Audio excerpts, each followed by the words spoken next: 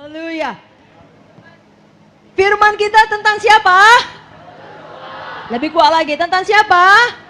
Malam ini kita akan belajar, karena kita pasti meningkat, Tuhan mengangkat, berarti itu kita semua harus jadi pemimpin di negeri ini. Sekarang lihat diri kita bisa jadi pemimpin. Dimulai dari lingkup yang kecil. Kenapa? Karena saudara dibukakan Tuhan jalan untuk memberi dampak, menyatakan terang saudara. Tapi terlebih dahulu saudara lihat, saudara percaya, saudara patuh, siapa yang mengangkat? Tidak mungkin menurut pikiran manusia. Tapi kalau Tuhan mengangkat, mau orang alergi atau tidak, tidak ada yang bisa menghalangi Tuhan. Belum semua tepuk tangan. Tidak ada yang bisa menghalangi kalau Tuhan yang mengangkat. Tapi kita harus ingat sayang, Joshua sebelum jadi pemimpin, dia terlebih dahulu menjadi pengikut. Semua berkata pengikut. Joshua adalah abdi Musa, artinya hamba Musa, pengikut Musa. Dia pengikut yang baik. Apapun yang dikatakan Musa, dia percaya. Apapun yang diperintahkan Musa, dia patuh. Dia percaya, dia patuh, dia pengikut yang baik.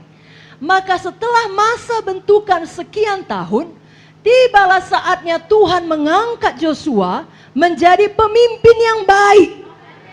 Seorang pemimpin yang baik harus berasal dari pengikut yang baik.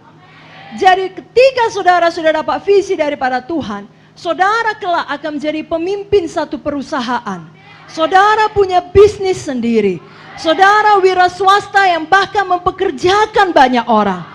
Maka mulai dari sekarang, belajar menjadi pengikut yang baik kepada pemimpin saudara. Pengikut yang baik kepada orang tua saudara. Jadi saudaraku, anak-anak kakek terkasih, ketika Tuhan mulai memberikan kepercayaan, karena saudara sudah mengikuti Tuhan, percaya dan patuh, lalu Tuhan mulai mengangkat saudara, tetaplah patuh, tetaplah percaya. Jangan diangkat satu tingkat, langsung berubah setia. Jangan diberkati sedikit, langsung sombong. Lihat kemari, Tuhan angkat segini, tetap patuh. Tuhan angkat lagi lebih tinggi, terus patuh. Supaya Tuhan bisa angkat lagi lebih tinggi, terus patuh. Dan terus diangkat Tuhan, dan terus patuh, dan terus diangkat Tuhan. Jangan sombong, jangan berontak. Jangan diangkat sedikit langsung menyalahgunakan kekuasaan. Pegang hati saudara, katakan, saya tidak mau sombong. Saya tidak mau berontak. Saya mau terus patuh. Joshua patuh, disuruh menyerang bangsa Amalek, dia patuh. Lalu kemudian dia ditunjuk lagi menjadi salah satu pengintai di tanah Kanaan. Ada berapa orang pengintai ke tanah Kanaan, anakku? 12. Berapa orang yang sungguh-sungguh? Siapa namanya? Joshua dan Kaleb. Berapa orang yang tidak sungguh-sungguh? 10. Mari kita buka ayatnya dari Bilangan 13. Ayat 25 sampai ayat yang ke-33. Mari kita baca sama-sama. 1, 2, 3. Ya.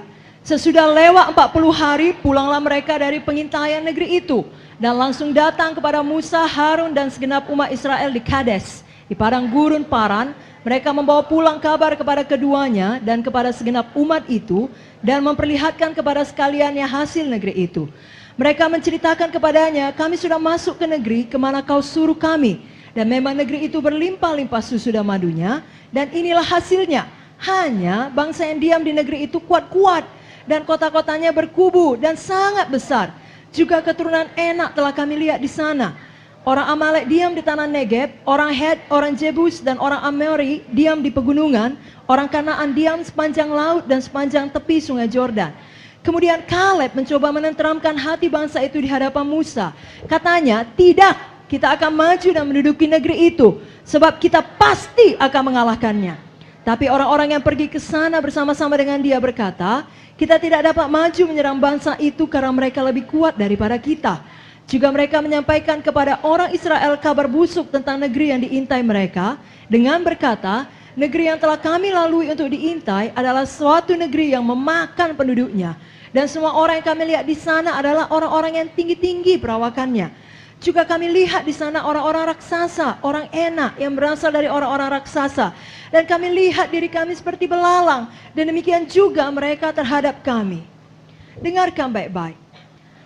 Ada 12 pengintai, tapi 10 orang membawa kabar busuk. Itu sebabnya kalau mulut kita ini, semua pegang lagi mulutnya. Kalau mulut kita ini mengucapkan perkataan negatif, artinya saudara membawa kabar busuk. Bagi saudara pun bau, bagi orang lain pun bau. Jangan ucapkan perkataan yang kau sendiri tidak mau jadi dalam hidupmu. Apakah Israel bangsa belalang? Tidak. Israel adalah bangsa pilihan Tuhan. Tetapi mereka salah memandang diri mereka. Mereka melihat diri mereka seperti belalang. Hari ini, dengarkan baik-baik. Jangan pilih seperti 10 pengintai. Di mana mulut mereka mengucapkan perkataan yang busuk. Jangan lagi ucapkan yang demikian. Sebaliknya, ucapkan deklarasi 20 yang saudara nyanyikan. Pulang dari intensif ini, tiap hari itu yang saudara ucapkan. Maka saudara benar-benar jadi kepala dan bukan jadi ekor. Apa yang saya pegang ini? Kaca pembesar. Kalau dalam bahasa Inggris, ini dibilang magnifier. Dia memagnify, dia membesarkan apa yang di depannya. Kalau ada engkau kemari, berdiri depan kakak, kakak taruh begini depan hidungmu. Wow. Maka hidungmu akan menjadi sangat besar. Tidak percaya, coba lihat ini. Mengerikan kan? Karena diperbesar. Atau ini. Besar jadi mata kakak. Nah, firman Tuhan berkata, magnify the Lord with me. Besarkan Tuhan dengan aku. Magnify the Lord, Tuhan yang dibesarkan. Bukan persoalan yang dibesarkan. Dengarkan nakku, persoalanmu mungkin betul lah. Yang kau bilang itu betul. Semua juga tahu tidak gampang cari uang. Jangankan zaman sekarang, dari zaman dahulu kala tidak pernah gampang cari duit. Semua juga tahu kalau memang orang tua kita meninggal lebih susah daripada kita yang punya orang tua. Tetapi jangan dibesarkan. Kalau kau ucapkan selalu, itu berarti kau mengucapkan kabar busuk, engkau membesarkan kabar busuk. Malam ini pilih untuk membesarkan Tuhan. Membesarkan janjinya. Belum semua, membesarkan kuasanya. Membesarkan firman-Nya.